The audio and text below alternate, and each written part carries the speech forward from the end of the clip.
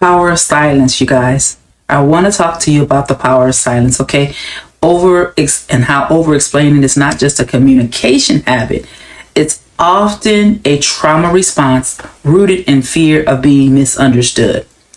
Oftentimes rejected or punished, silence is, on the other hand, can become a radical act of self-trust and a nervous system regulation and help you with spiritual authority. Yes. So thank you guys for joining us on Trauma Talks with Krystal Boothe. I appreciate you guys joining me. Okay. I want to get right into this today. Okay. And how this is a survival strategy. When you over-explain, you're usually not trying to inform. You're trying to prove your worth, avoid conflict, or somehow control someone else or the way that they see things. Okay. So let's talk about this. How this has been keeping you safe. This often comes from early environments or early childhood environments where truth wasn't believed. For some reason, your truth wasn't believed unless you defended yourself.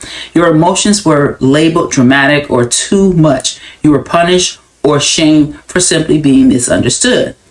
And it's not a communication tool. It's codependency with a nervous system on fire. So I kind of want to explain that to you guys today. Okay.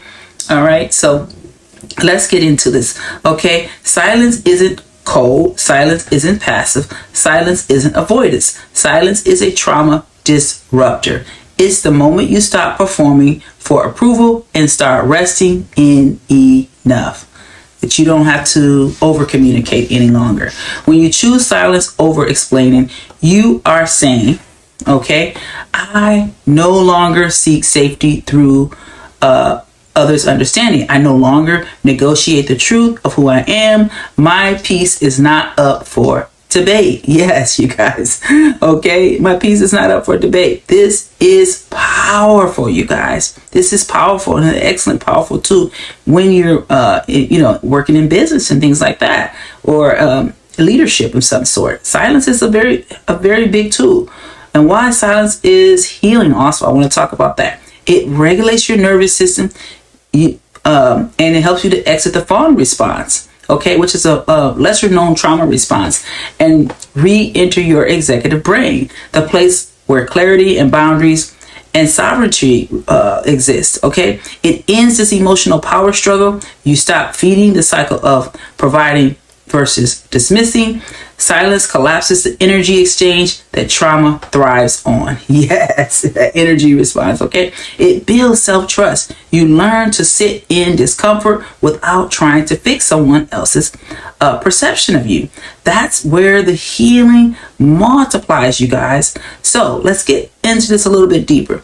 It speaks louder than words. That's what silence does. Silence can, okay, a lot of people don't know this, silence can actually help you access. You're not entitled to access other people, but it helps you access your own self, your own executive brain. I know my truth. I don't owe you an explanation to be valid. Okay. Sometimes this is what it takes. Okay. Not all the time. Sometimes you do need to communicate, but sometimes silence can be very useful. Okay. It's not stonewalling. It's not punishment. It's not emotional shutdown. In some cases, silence becomes healing when it's rooted in self-connection, not in control. Okay, so that's the difference here. So I thank you guys for watching Trauma Talks this time, and I want to see you guys next time. So thank you. Bye-bye.